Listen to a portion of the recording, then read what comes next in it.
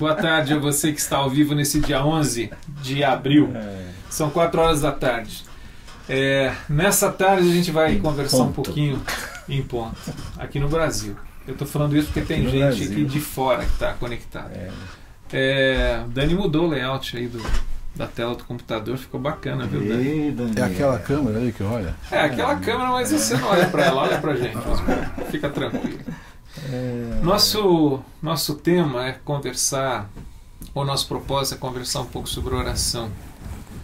Eu tenho para mim que talvez conversar sobre oração às vezes é mais fácil do que orar, dependendo também da concepção que a gente tem de oração, né? Osmar, Carlos Bragantino está aqui, Osmar Ludovico, obrigado, Osmar, por mais uma vez você.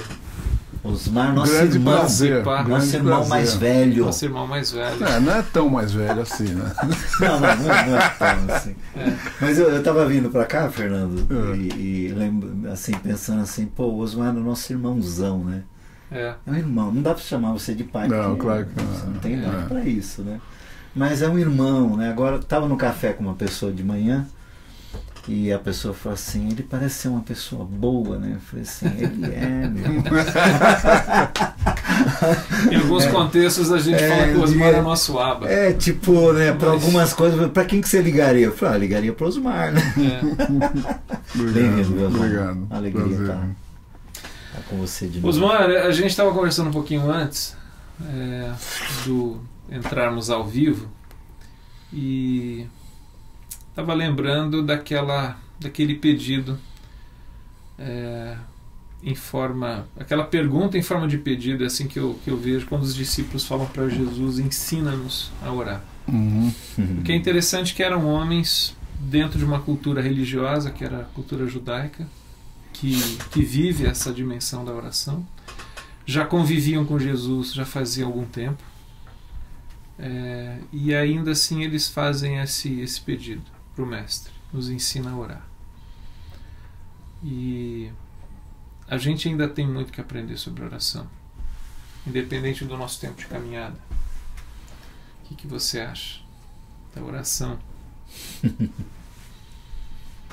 Bom, você citou esse episódio que os discípulos pedem para Jesus ensiná-los a orar, e me ocorre o seguinte, eles nunca tinham ouvido Jesus orar em voz alta.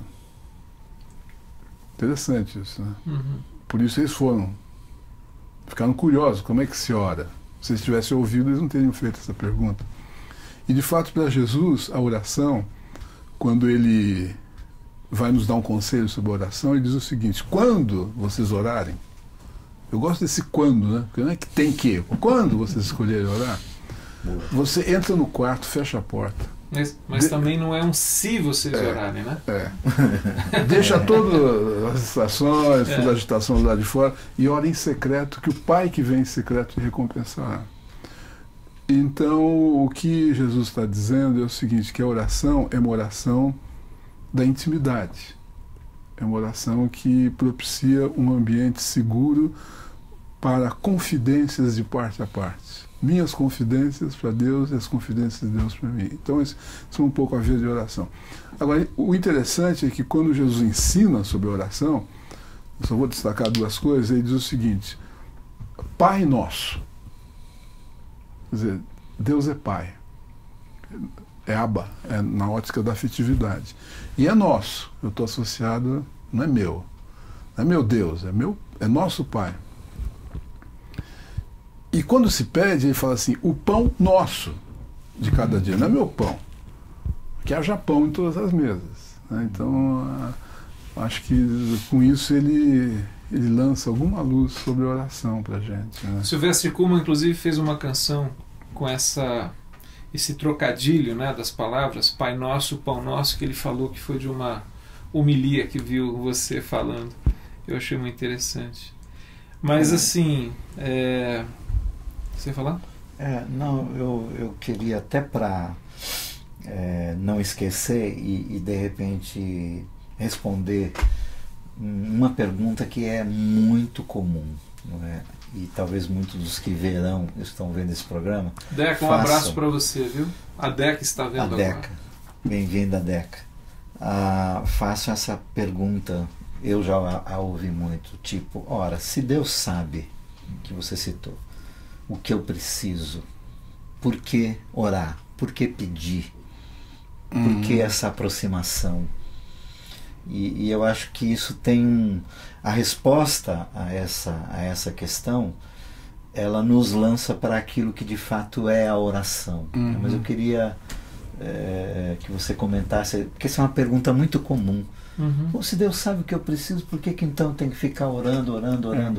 Mas novamente, acho que quando você faz a pergunta, Deus sabe o que eu preciso, eu estou me colocando no centro das atenções de Deus. Agora, se eu fizer essa pergunta, o que nós precisamos? É claro que eu preciso de pão todo dia. Mas quando eu me associo a toda a humanidade e digo, o pão nosso de cada dia nos dai hoje, eu trago também para mim a responsabilidade de repartir o pão. Não é dele só de dar o pão.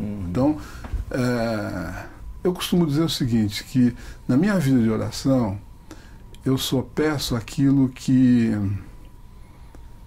Deus pode dar de uma forma especial para aqueles que creem nele. Por exemplo, eu peço mais santidade, mais compromisso com a obra do Senhor. Porque quando eu for pedir aquilo que ele dá para todo mundo, inclusive dá para os que não creem, não tem muito sentido. Ele dá. Né? Então, acho que nós precisamos assim, desparticularizar a oração dessa oração que busca simplesmente evitar o sofrimento e promover o meu conforto. Acho que muita gente ora só assim. Né? Que é uma coisa meio egoísta, que é para mim, né? Então são essas orações tipo de pedir uma vaga na porta do shopping no dia do Natal. Puro conforto. Essa intimidade lá do quarto, assim, ela, ao mesmo tempo que ela é intimidade entre eu e o Pai, a oração em si, ela não deve ser umbilical. Não. Nessa intimidade nós conversamos, eu converso com o Pai Nosso. Eu diria assim, que ela não deve ser baseada nas minhas necessidades, mas deve ser baseado nos meus afetos e no meu desejo de Deus. Ou seja, a oração boa hoje se mede pela quantidade de respostas obtidas. Então quem... Né? Sim, é meio pagão isso, né? Sim. Mas muitas orações atendidas. Eu diria assim que oração boa é aquela que eu coloco meu desejo, minha saudade, minha afetividade, minha busca por Deus, de estar com Ele e ter um diálogo com Ele. Então, nesse sentido, a oração, ela não está desvinculada da leitura da Bíblia. Eu gosto muito dessa oração que vem de uma tradição milenar, que é a Lectio Divina, que é a leitura orante das Escrituras. Ou seja, você lê a Escritura e a oração surge a partir dessa leitura, onde você responde a Deus a partir daquilo que Ele falou. Ele toma a iniciativa primeiro. E aí eu estabeleço como se fosse um diálogo com Ele. Né? A vida de oração, ela é assim, um meio para desenvolver essa amizade, essa intimidade com Deus. Não é um meio que eu descubro o jeito certo para fazer o céu se mover em meu favor particular. Né? Mas é uma outra coisa. Agora, você fez uma pergunta que é interessante, cara, que de fato as pessoas fazem, que é se Deus já sabe o que eu preciso, por que orar? Eu acho que a pergunta ela já parte de um pressuposto equivocado, né? Que essa centralidade, assim, o que eu preciso. E à luz do Pai Nosso e do Pão Nosso, talvez a pergunta poderia mudar um pouco de foco, é a questão assim, se Deus já sabe, será que Deus já sabe o que nós precisamos, mas eu sei o que o outro precisa? Né? Essa compreensão de que as minhas orações, elas eu não sou o centro das minhas orações. Né? Enquanto só por falando, minha causa que eu vou para lá. Enquanto você estava falando, eu estava lembrando daquilo que Tiago fala, né, que vocês não têm porque não pedem, quando pedem mal para satisfazer os vossos desejos. Essa coisa assim, me parece que Tiago está fazendo uma correção no sentido dessa oração centrada em si mesmo. E o tudo que pedirdes em meu nome, vou-lo darei, né? Que é outra interpretação, mas, assim, normalmente egoísta. Né, mas novamente está centrado nas minhas necessidades. Sim. Acho que toda a vida de oração, geralmente, é centrada nas minhas necessidades. Esse é o problema. Porque, por exemplo, eu tenho muitas necessidades e eu poderia fazer uma lista para Deus aqui para orar tudo que eu preciso e tudo que eu tenho que pedir para Ele. Mas se eu inverter e ao invés de pedir, eu começar a agradecer, gratidão é uma das virtudes mais extraordinárias do coração humano. É reconhecer o bem que eu recebi. Então, se eu começar a enumerar aquilo que eu tenho para agradecer, e eu for determinado nessa direção de gratidão, chega uma hora que as minhas necessidades se tornam pequenas, porque eu percebo o quanto eu tenho. Eu fico até com vergonha de pedir. Se Deus tem me dado tanto, eu começo a orar pelos outros, não para mim. Porque Deus tem me dado muito. E nós não temos esse hábito das ações de graça, de agradecer. Já penso logo nas minhas necessidades, Sim. na falta, e não na providência e na abundância que eu vivo. O que eu vou pedir para Deus? Eu sou um privilegiado em termos de saúde, de inteligência, de família, de amigos, de história, de conhecer a Deus. Eu tenho tanto para agradecer, tanto para agradecer. Então eu diria o seguinte: quem realmente tem Deus tem poucas necessidades pessoais. Isso acho que foi Teresa d'Ávila que falou isso. Quem tem Deus tem tudo, nada lhe falta. Quem tem Deus... Quem tem o Senhor como pastor, de nada só Deus lhe basta. De nada tem falta. Nada atitude. Então, mas você está falando uma coisa que, pensando também em algo que a gente vem falando, Osmar, que é a questão também de entender assim, que cada dia que eu vivo é um dia diferente do que eu já vivi, do que eu viverei se Deus nos der esse dia. E que hoje eu tenho motivos para agradecer, amanhã pode ser que eu tenha motivos de petição, no outro dia motivos de arrependimento e confissão. Então, quer dizer, você está falando de uma coisa assim, de que entrar ou tomar consciência em dado momento que eu estou na presença de Deus, talvez esse é um aspecto da oração, é levar o meu cotidiano. Exatamente. E aquele meu momento. Então vai ser momento de agradecer hoje, amanhã talvez seja o momento de clamar por alguma necessidade. Né? E levando a minha linguagem, a minha história, levando a minha circunstância. Né? Não se cria, e aí eu acho que a gente, quando fala em oração, a gente acaba criando alguns estereótipos sobre a oração que eu acho que eles mais prejudicam, aliás, geralmente o estereótipo prejudica do que contribuem para a nossa caminhada. É verdade. Né? Essa coisa, os formatos, né? Os formatações, os jargões, os rótulos. Então, quando você pega as escrituras, você vai ver o seguinte, que o livro de orações da Bíblia, que são os Salmos é um diário de oração. Ou seja, ele vai orar com os conteúdos da sua alma.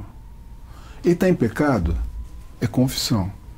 Ele está feliz, é louvor, exaltação. Ele está com raiva, é salmo imprecatório, morte aos meus inimigos. Ele está em depressão, vale da sombra e da morte, tremendal de lama. Né? Quer dizer, ele vai associando o seu estado de alma na sua oração, de maneira que ele pode viver toda a sua realidade cotidiana interior na presença de Deus. Seja raiva, seja alegria, seja depressão, ele vai contando, vai falando. Né?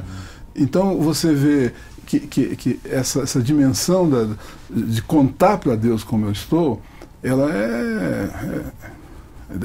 chega a ser pesada nas Escrituras, quando o profeta diz assim, maldito o dia que eu nasci, para com isso.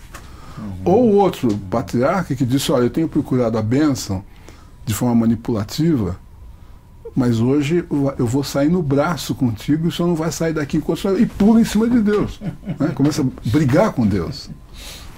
Né? Então, ela tem que ter uma realidade total, assim, da minha alma. Eu vou esvaziando.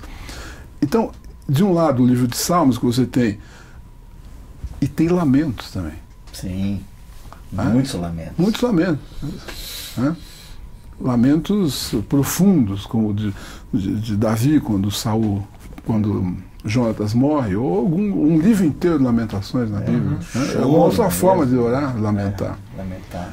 E é interessante você perceber o seguinte, que para essa escola mais da oração contemplativa, dessa oração do coração, o livro que é a chave hermenêutica para compreender a Bíblia é o livro de Cantares, para os místicos. Que é assim, é um colóquio amoroso. Eu sou do meu amado e ele tem saudade de mim. Acho que isso fala um pouco do que é oração. Saudade, né? Eu estou com muita raiva, eu estou chateado, mas ele é o meu Senhor. E eu estou na presença dele. Daí a gente entende essa coisa de Paulo dizer, orar sem cessar. Como é que você vai orar sem cessar? A não ser que... Aí você já responde a pergunta da Deca, que mandou essa pergunta pra gente. Chegou há algum tempo o e-mail, né? O que é esse orar sem cessar? Orar sem cessar, eu diria, sem ter qualquer pretensão professoral, que assim, é quando a oração e a vida se confundem. E que a oração está presente na vida e a vida está presente na oração, e que de alguma forma eu entendo que a minha dinâmica dos meus pensamentos, elas sobem a Deus como uma oração. Então eu vou tentar pensar o melhor, e quando eu estou pensando besteira, eu posso dizer, Senhor, o Senhor me desculpa, tá? Foi mal. Mas eu tenho essa consciência de que nada escapa ao seu olhar amoroso, e eu posso trazer para ele. Até mesmo meus pensamentos homicidas, eu trago para ele. O senhor sabe. O senhor sabe o que eu estou pensando. Ou seja, isso faz com que eu estou pensando uma besteira agora, e eu entro numa reunião de oração e pede para que eu ore. E eu faço um corte. Oração sem cessar, nessa hora eu falo, gente, eu não vou orar. O senhor orar, eu dizer, Senhor, o senhor sabe muito bem o que eu estava pensando, e o senhor justamente pede para mim falar agora, eu não estou em condições, eu primeiro preciso acertar esse meu mundo interior antes de poder orar comunitariamente. O senhor tenha misericórdia de mim, amém.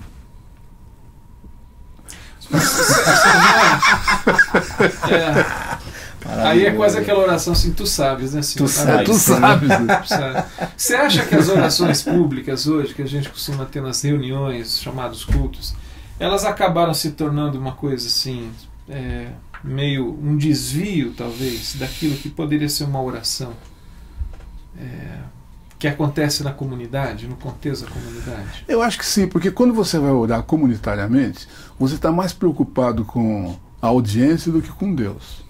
Então é muito comum, por exemplo, eu estou numa reunião de oração e está chegando a minha vez de orar, né? Então o pessoal está orando, e daí eu falo, meu Deus, tá cada oração poderosa aqui, o pessoal está caprichando na teologia, no tom de vou estar chegando a minha vez aqui, eu preciso também, né? E tem que entrar para valer. Daí eu começo a falar, o que eu vou falar? Então eu já sei, essa é uma frase tem de que efeito legal, eu vou colocar frase, isso né? no meio da oração.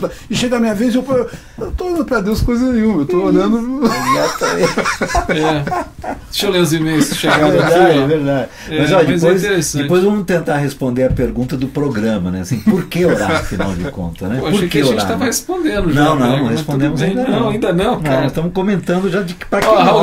Raulzão, Radar lá de Atibaia, em algumas situações da vida difícil, eu oro a Deus 1, 2, 3, quantas vezes? Uma só não seria o necessário? Ou vou ter que ir para o quarto, para o monte, para a igreja? É uma colocação que ele faz. Eliseu Flosino, amigo lá de Dumont. Creio no poder da oração e sei que tudo que pedimos em oração o Pai nos concede. Há algum limite na oração? Então a primeira é até quantas vezes eu peço. Essa aqui é qual é o limite. Adriana de Assis. A comunhão pessoal com o Pai eu entendo, e quando peço o pão nosso de cada dia, entendo coletividade e intercessão. Mas isso de orar por outras pessoas como fazem, principalmente isso de imposição de mãos, se os discípulos não tinham visto Jesus orar, eu acho que não tinham ouvido, né?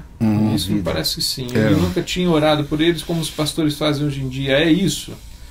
Eu acho que a gente acabou criando também umas histórias, né? Em cima da oração. Né? É verdade. Ziel, Machado, abraço, Ziel, obrigado por Ziel. ser meu. Mandando um abraço aos queridos amigos, aprendendo muito com vocês. Um amigo me disse o seguinte: a grande debilidade da igreja em nossos dias é o abandono da vida de oração. Vocês percebem o mesmo problema? Abração para você, Ziel. A Solange Guerra de Curitiba. Quando Jesus ensina sobre oração, ele fala em detalhes: fechar a porta, falar em secreto. Isso não seria igual a praticar a justiça de modo que ninguém saiba? Solange me mandou uma caneca para mim tomar café, uma delícia. Obrigado, Maravilha. Solange. Nelson Bomilca. Existe algum momento de qualquer tipo de oração que Deus se faz ausente ou que ele não compartilha? Como entender o salmo descrito? Um salmo descrito no 88, Salmo 88. Abraço. Abraço, Nelson. E Zé Bruno, de Arapiraca, Alagoas. Olá, Fernando Carlos Osmar. Tem duas perguntas, tá cheio de perguntas. Osmar, guardou todas? A gente vai fazer um apanhado aqui. Creio que não haja nenhuma diferença entre orar em pé, de joelhos, todavia há alguma necessidade de fazê-la de joelhos. Talvez eu acho que uma coisa interessante assim, a questão da postura corporal, né? Estereótipo. E a segunda, o pentecostalismo compreende a oração no espírito como orar em línguas e tem os seus motivos. Como vocês compreendem esse tipo de oração? Grande abraço a todos. Para você também. Obrigado pelos e-mails. Obrigado, gente. Muito bom. Eu acho que assim, que a oração, ela não tem uma norma que todo mundo possa se adequar. Não tem. A gente fica procurando essa norma. Por conta disso, a gente sempre parece que está no prejuízo. Aliás, se você quiser despertar os sentimentos assim de culpa mais extremados de uma pessoa, você chega para ele e pergunta assim: meu irmão, como vai a sua vida de oração? Isso é. Aí... Quer me constranger? Eu me pergunto sobre porque isso. A gente já... Puxa, aquele pessoal orou a noite inteira, eu não dormi.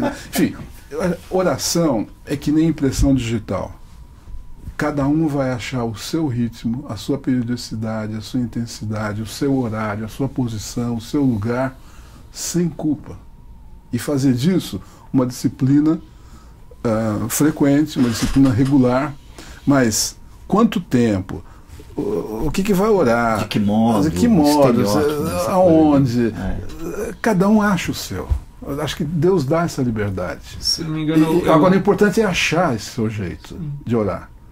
Que isso já implicaria, inclusive, e não ficar comparando um ato, né, de disciplina espiritual. Exatamente, né, essa busca, né, de o que é o melhor para mim. Né, já é uma disciplina. Se não me engano, o espiritual. Ricardo Barbosa lá em Brasília diz o seguinte: não ore como você imagina, ore como você pode. Exatamente. Ou seja, o que a gente está falando aqui é da vida devocional. Sim. A vida devocional é essa disciplina regular que alimenta a caminhada, sem o que eu fico dependente da igreja, do outro, Sim. na minha relação com Deus, de leitura bíblica e de oração. Agora, isso foi tirado, né? Porque antigamente a gente ouvia falar em hora silenciosa, momentos a sós com Deus. Hoje, ninguém mais fala sobre isso. Sim. Que é essa pergunta que é o Zé tempo compartilhou que você que é essa coisa para cultivar a tua relação com Deus. Eu resgatei de uns tempos para cá essa palavra da devocionalidade, né? Que isso acho que nós excluímos mesmo do nosso dia a dia, que acho que é uma coisa que precisa ser resgatada. Porque ela é absolutamente possível na nossa individualidade, não é? E onde estivermos, do jeito que pudermos, mas ela precisa ser resgatada. Mas talvez ela tenha sido tirada porque a agenda da chamada igreja evangélica tornou-se outra, né? Acho que também eu tenho uma outra teoria. Eu acho assim que a gente vive hoje na igreja um recrudescimento terrível do sacerdócio, segundo o Antigo Testamento. Então, num certo sentido, eu estou delegando. De alguns, eu estou delegando lá o pastor e tal. Ele ora por mim, ele ora e a intercessão dele eu não preciso. Ele lê a Bíblia, ele estuda a Bíblia, ele interpreta a Bíblia e eu não preciso. Ou seja, a gente precisa resgatar o sacerdócio universal dos crentes. Que é essa possibilidade maravilhosa que você tem, eu tenho, cada ouvinte tem, de abrir as Escrituras e ouvir a voz de Deus falando ao seu coração. E a partir daí, responder e orar a esse Deus sem precisar de uma intermediação.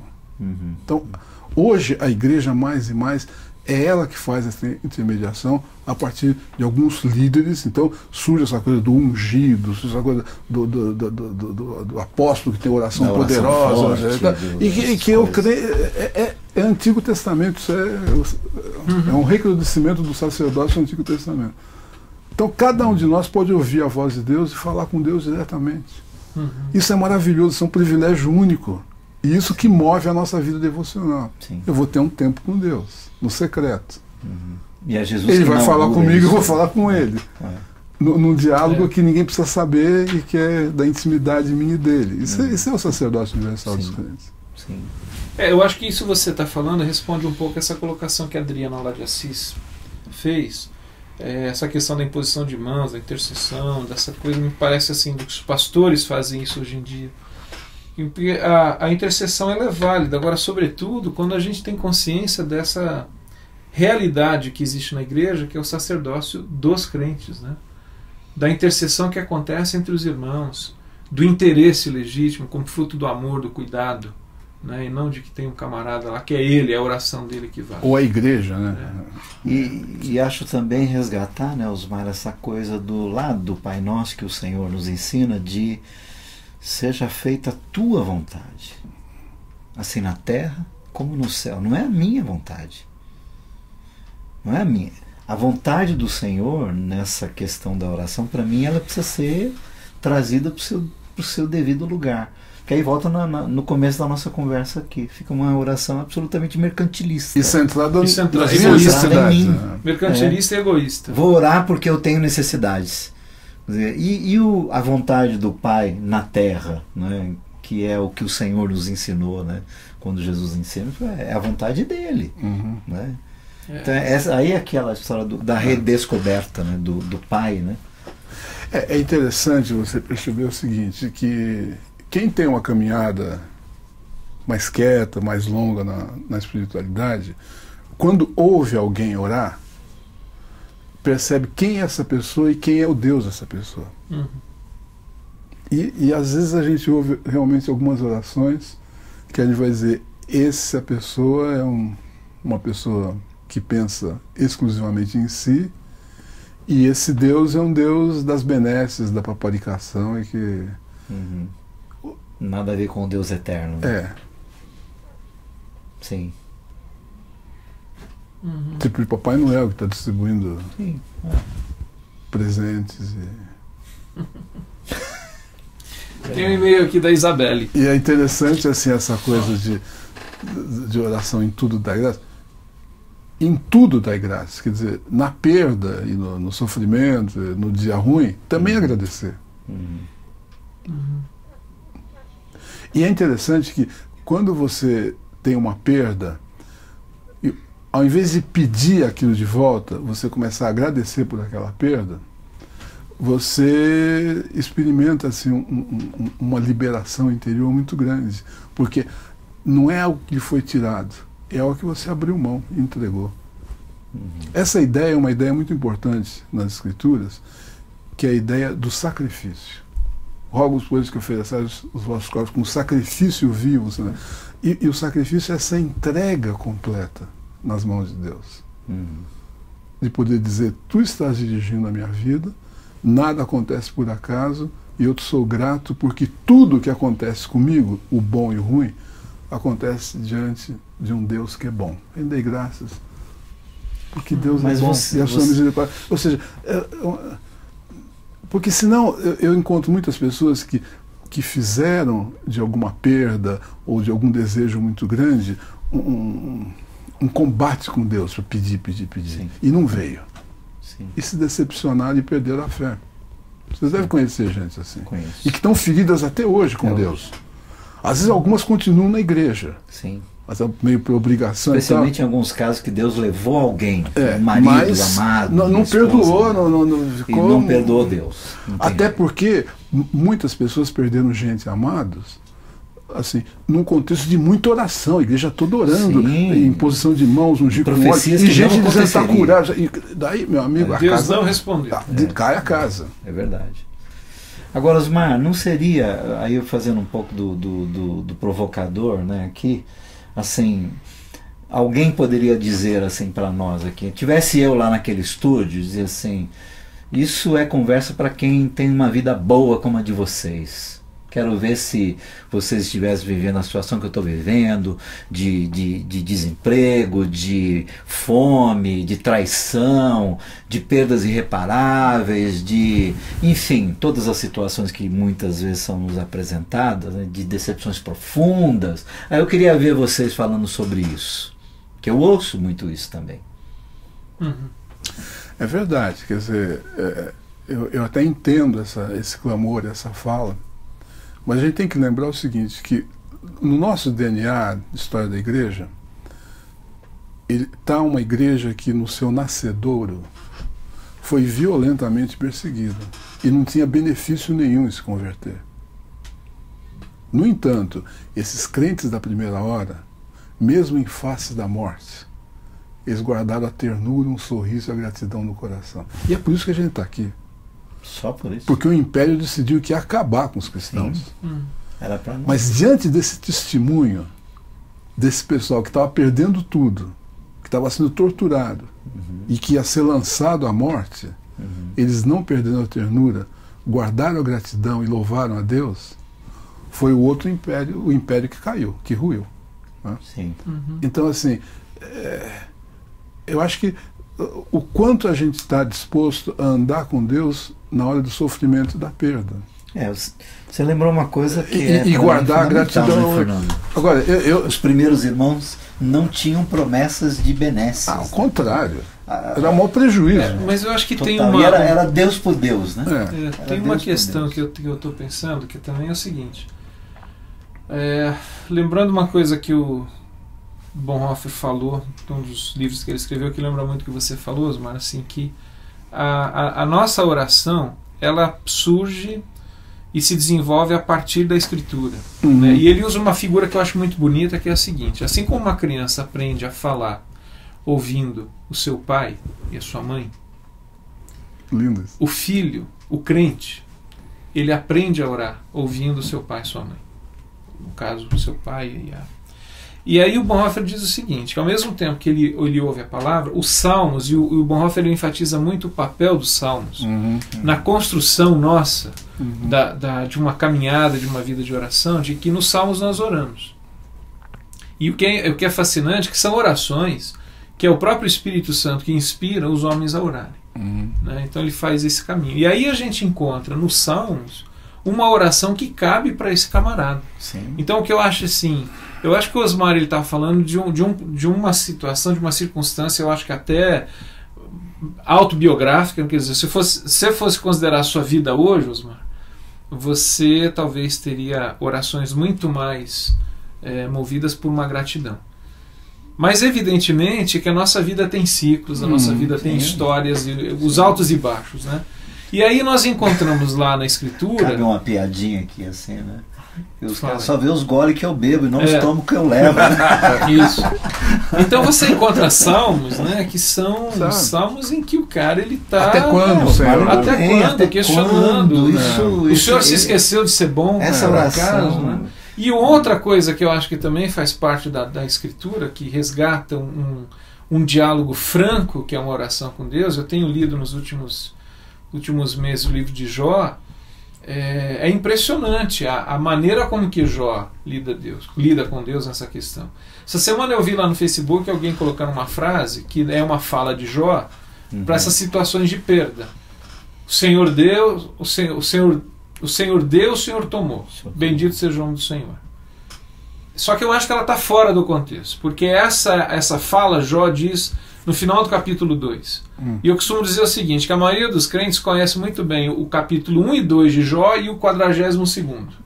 Esse miolo que está no meio, ele é um negócio de doido, em termos assim, Jó tem umas falas para os amigos e para Deus que ele está sendo muito franco em termos de questionar esse tipo de coisa. Sim. Por que isso está acontecendo comigo?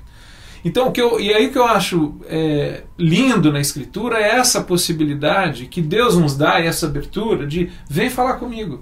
Sim, é para lamentar. Vem falar comigo. Lamentar, né? Mas se eu estivesse na frente do Senhor, eu ia falar. Fala, eu estou aqui. Fala que eu estou aqui.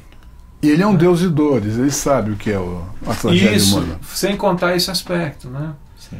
Nós oramos a um Deus que sabe o que é sofrer. O Marcos Nicolini, um amigo querido nosso, sempre me responde quando coloco questões sobre essa assim: olhe para a cruz.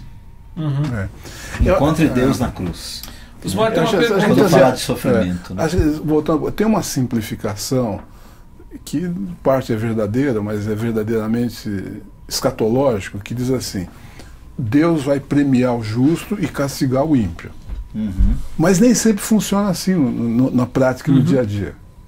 Não. Então, para esse que acredita piamente nisso, vem uma dor e um sofrimento, e ele fala assim: puxa, mas eu estou tão consagrado, eu me converti, eu dediquei minha vida, eu estou na igreja toda, como é que o senhor me faz isso? Essa era uma da teologia de um dos amigos de Jó. Né? Exatamente. Que história é essa? Né?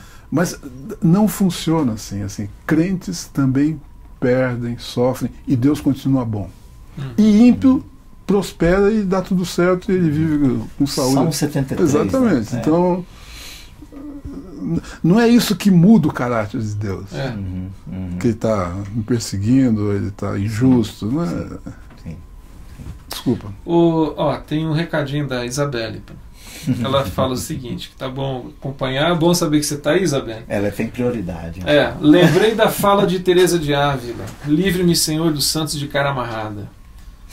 Interessante. Tem uma pergunta aqui que é do Zé Bruno, lá de Arapiraca, Alagoas. Muito bom. Osmar. Osmar nunca compreendiu o exercício da contemplação. O que seria e como que eu posso praticá-la? Que está nesse contexto da oração, né? Da prática da oração. A contemplação está ligada ao mistério de Deus. Ou seja, que todas as palavras que eu tivesse para descrevê-lo, ou mesmo todas as palavras que eu tivesse para enaltecê-lo, não seriam suficientes. Então, é uma oração sem palavras, de extasiamento, de maravilhamento diante do mistério de Deus. Ou seja, é essa possibilidade de me relacionar com Deus que me escapa, as palavras não alcançam. Isso é verdade para os místicos. Eles diziam o seguinte: que quanto mais nós conhecemos a Deus, mais nós o vemos como um mistério insondável, inominável, inefável, que as palavras não conseguem descrever, mas que uma postura atenta e silenciosa e extasiada e maravilhada pode apreciar melhor. Ela é mais descritiva do que a fala. Que é o lugar do silêncio, né? O lugar do silêncio. Que é não sei, Osmar, mas assim, eu tenho aprendido, né, nessa coisa do orar, de silenciar antes de orar. Meio que assim...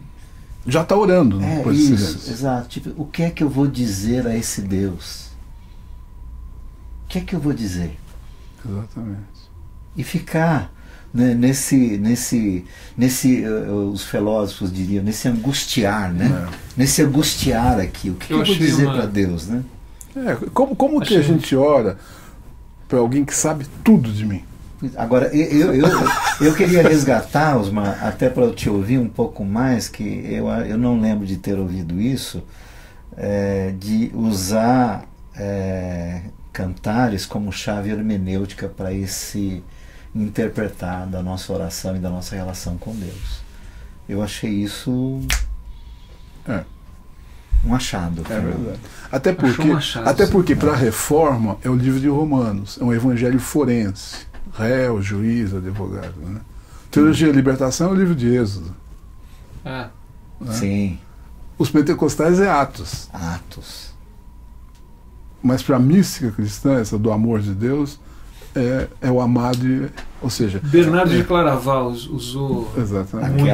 O Cantares, no livro de a Cantares, figura para expressar a relação do cristão. Do romance. Exatamente. Do romance. Do noivo e a noiva. Da paixão translocada. Ou seja, Agostinho diz assim que o pai é o amante, o filho é o amado e o espírito é o amor. Uhum. Ou seja, essa relação a partir dos afetos, realmente. Sim. Não da ordem das minhas necessidades, ou de honrar um Deus que eu não sei muito bem, que eu preciso aplacar a ira dele. Não. Resgatar a palavra afeto no que diz respeito a quando se pensa em orar é muito significativo. Né? Eu sou do meu amado e ele é meu. Essa fala da contemplação, eu achei um poema que quem cantou ele foi o Silvestre Kuhlmann, que diz assim, olha, a sua paixão, se referindo à paixão de Deus, o amor de Deus, a sua paixão é grande e difícil de aquilatar. O seu amor nos constrange e nos faz querer amar. Mas palavras são tão pobres para falar do rico dom, que encheu nossos odres de incomparável vinho bom. Não encontrou-se expressão suficientemente forte, capaz de explicar a inundação que embebeu de tal sorte, a tornar hidrófilo o coração de impermeável porte. Jesus, meu amado, como poderia te qualificar, se não há vocábulo tão alto para que eu possa usar? Pois palavras são tão pobres para falar do rico dom que encheu nossos odres de incomparável vinho bom. Parece que isso está muito ligado à contemplação. Quer dizer, eu não tenho palavras para expressar. O Volô também tem uma música, né? Quis palavras para te louvar. Interessante. Mas é isso.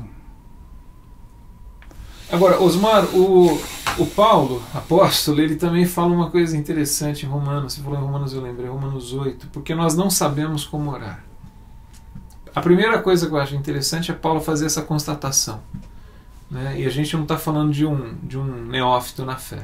E o Paulo, é o Paulo escrevendo aos Romanos. Do tipo, e ele tem modelos de oração ou de orações maravilhosíssimas em que ele enfatiza só o interior, né? Do tipo, quando ele ora pelos irmãos filipenses de Éfeso, eu oro para que o amor cresça dentro de vocês, né? Eu oro para que vocês fiquem robustos por dentro, né? E aí, a partir dessa robustez, vocês têm condições de discernir altura, profundidade, largura, quer dizer, essa coisa do entrar na intimidade do Senhor. Então, mas ao mesmo tempo, só para completar, porque nesse mesmo versículo, aqui o Brega me interrompeu para variar, então, mas ele fala assim, do Espírito Santo que ora em nós. É lindo isso. E que intercede por nós. Sim. Porque aí a gente entra num outro aspecto da oração, que assim, a oração verdadeira surge da minha fraqueza. Ou seja, oração é expressão de fraqueza e não de poder. E é isso que ele está dizendo, que eu posso ir tão fundo na minha fraqueza e encontrar o nada, e mesmo ali eu vou orar porque o Espírito Santo vai me assistir.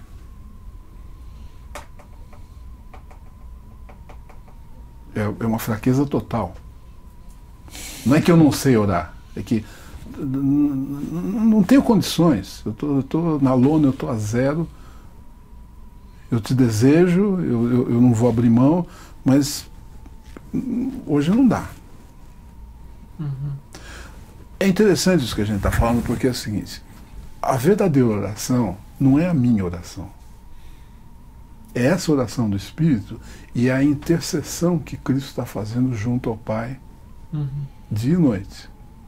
Então Jesus diz assim para Pedro: escuta, Pedro, o diabo te reclamou e vai te peneirar. Peneirar é tríbulo, né? Você vai entrar numa barra pesadíssima. Mas fica tranquilo, porque eu estou intercedendo para que você não desfaleça na tua fé. Olha o que Jesus está dizendo. Ele está dizendo: Pedro, você é um cara corajoso, andou comigo muito tempo, mas a barra que você vai enfrentar aí na frente, a tua fé e a tua oração não vão dar conta, não. Mas fica tranquilo, porque eu vou segurar a tua fé e a tua oração diante do Pai. Então, quer dizer, a gente fica achando que a nossa oração, a nossa oração tem o seu valor, mas é muito mais esse valor de intimidade, porque a verdadeira oração que segura tudo é a intercessão que Cristo faz junto ao Pai dia e noite, por mim e por você. É por isso que a gente está aqui. Não é por causa da minha oração. E é por isso que a gente, de alguma forma, ainda está resguardado de muitos perigos, do mal, e a gente está sobrevivendo. Nesse sentido, é um chamado para comunhão. A oração é um convite para comunhão com a Trindade. Exatamente. Mas também é um chamado para humildade. Porque para humildade, exatamente. Osmar, sim. a gente coloca, assim, quando eu digo a gente, é que as coisas que acontecem, a gente põe muito essa ênfase assim, as coisas acontecem porque nós oramos, se nós não orarmos não vai acontecer. Eu acho que isso tem um pedaço de verdade por aí, mas por outro tem um dimensionamento muito grande que a gente dá a partir daquilo que eu estou fazendo. O que é relativo, porque Deus dá para todo mundo, gente que nunca orou, Deus dá igual. Não é verdade? Sim. Então, agora, essa outra oração em que eu me associo a Cristo e confio que é a oração dele ou seja, que é tudo mediado por ele, eu não tenho capacidade de mediação nenhuma, né? Me coloca no meu devido lugar. Eu sou pequeno, eu sou fraco e eu dependo dele, até mesmo na minha fé, na minha vida de oração. Osmar, e a questão que também... Ou do Espírito Santo, né? Deve ter gente querendo saber e pensando a respeito de a batalha espiritual, a oração e a batalha espiritual. Porque no mercado religioso existem as orações exorcistas, né? Repreendedoras, né? Tipo castradoras de demônios, sei lá, coisas do tipo, né? Então, há estereótipos mais variados de oração no que diz respeito à batalha espiritual. O que a gente poderia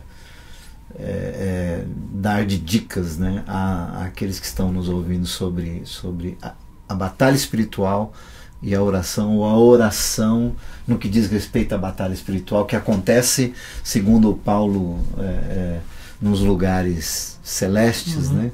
Ela está o tempo todo acontecendo. Tem gente que acha que a gente tem que parar um dia, uma hora do dia, né, para lutar, né, na batalha espiritual, né? A batalha espiritual está acontecendo, né? O que eu vou dizer aqui pode parecer chocante, mas é o seguinte: o diabo é servo de Deus. Ele só age quando Deus autoriza. Ele não tem autonomia. Então, voltando ao caso de Jó, o diabo vai lá atacar Jó. Ele começa a brigar com o diabo? Não, ele vai se entender com Deus. Me parece simples isso. Isso me leva a pensar até porque Deus tinha dado um limite o diabo, como né? tal, ele vive com a energia que a gente dá para ele. Sim. Você não fala nada, ele é um servo de Deus, ele só age quando Deus fala, tá, você tem a minha permissão, vai lá e faz isso. E quando Deus dá essa permissão, no caso de Jó, serviu para quê? Para no final do livro, eu vou fazer uma loucura aqui de falar assim, ó, de Jó dizer o seguinte para Deus, ó, muito obrigado que o Senhor mandou aquele demônio para me atormentar, porque antes eu só te conhecia, eu ouvi falar. Agora com a intervenção dele, agora eu sei que o Senhor é. Agora eu te conheço. Sei quem tu é. Obrigado, Senhor. Quer dizer, então não tem...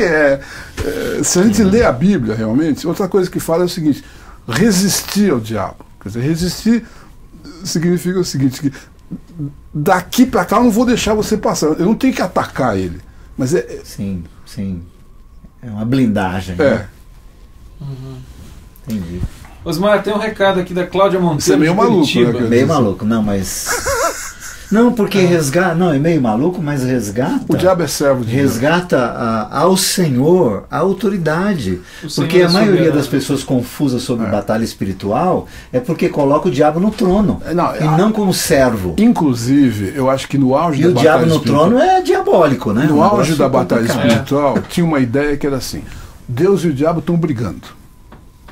Quando a gente começa a orar aqui, Deus começa a bater, Deus nocautear. Se a gente para, ele avança. Quer dizer, ele não é duas forças. Não é um dualismo. Ele é completamente sujeito, servo, empregado, tudo que você quiser, Deus manda nele. Sim. Ele não tem autonomia. Não há lugar onde Deus não é Deus, né? Deus permitiu ele vir e tentar o homem. Tá Deus permite que ele exista. Sim. Quer dizer, agora, isso é um mistério. É claro que isso é um nó, né? É um nó. Não se explica. Mas ele não tem autonomia. Entendi. Deixa eu ler um e-mail para você, Osmar. Meu coração. Da Cláudia Monteiro de Curitiba. Osmar, é bom te ouvir de novo, faz tanto tempo. Saudade de você. Hoje completamos 21 anos de casados e lembramos de sua palavra para nós na Catedral no Rio de Janeiro. Somos feitos à imagem e semelhança de Deus. Oramos para um Deus que sente o que sentimos e entende nossas dores e alegrias. Por outro lado, Cláudio Deus, Samuel. Exatamente. Beijo. Por outro lado, é um Deus que não se pode enganar, nos conhece mais e melhor do que nós mesmos. Um beijo carinhoso meu e do Samuel. Samuel Monteiro. Ricardo, está dado. Caminho da graça, né? Gente boa. Dirceu Cardoso de Curitiba. Seria errado afirmar que um dos principais objetivos da oração, Osmar, é aprofundar nosso relacionamento com Deus? É verdade, é isso. É isso mesmo. Eu só creio. Você acha que a oração é um caminho de descoberta de Deus e de autodescoberta? Com certeza, com certeza, porque Deus, Ele sabe tudo de mim e me ama incondicionalmente, de forma imerecida, de forma imutável. Então eu posso dizer para Ele quem eu sou. Eu posso contar para Ele o que está no meu coração. Ele não vai me rejeitar. Se eu estiver com raiva, se eu estiver deprimido, se eu estiver em pecado, eu conto para Ele. Não há oração que Deus não ouça, né? Eu conto para Ele. É isso aí. Perfeito. Olha, nós não acabamos, mas o tempo está acabando. Eu queria te agradecer. Mas sabe, acho que a gente podia terminar dizendo, a gente falou muito sobre oração, mas eu acho que vocês, como eu, têm uma oração que está no coração, que é uma oração de uma frase só, uma oração curta. Eu, pessoalmente, tenho uma liturgia pessoal, então eu tenho uma oração que eu fico voltando e tal. E eu gostaria de a gente terminar esse programa a gente orando, né? E acho que cada um de nós podia dizer essa frase que está no nosso coração e que se dirige a Deus a partir dos nossas entranhas, do nosso afeto, da nossa história, e terminar assim. Vamos. Eu tenho uma oração curta que ela é frequentemente repetida em pensamento pelos meus lábios, que é: ó Senhor, tem misericórdia. E às vezes ela é mais curta. Ela é: ó Senhor.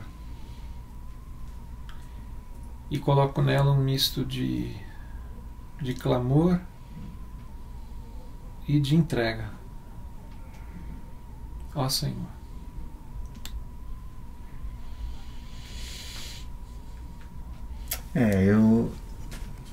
A minha oração diária é de uma convicção a respeito da bondade de Deus para comigo, de fazer com que eu o conheça, né? Eu sei que foi Ele que me atraiu para Ele, né? Então a minha oração é assim: me atraia de novo, me seduza de novo, me traga de volta de novo. Tem dia que eu acordo com ela no meu coração. Foi a bondade dele que me atraiu para ele. Eu não quero perder isso de jeito nenhum. Já me senti às vezes meio desgarrado e me atraia de volta.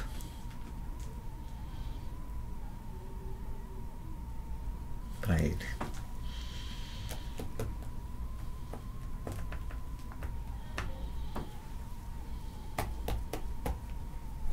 Eu tenho algumas orações, mas a que eu gostaria de orar agora é uma recorrente, que diz assim: Senhor, ainda que os medos, a melancolia, a ansiedade e as tentações espreitem e tentem assaltar o meu coração, eu todavia espero em Ti, e Tu me fortaleces e me ajudas a permanecer e a perseverar no caminho da fé, da esperança e do amor. Deus meu, rocha minha, meu Redentor. Amém. Amém. Boa semana para vocês. Até a próxima quinta. Tchau.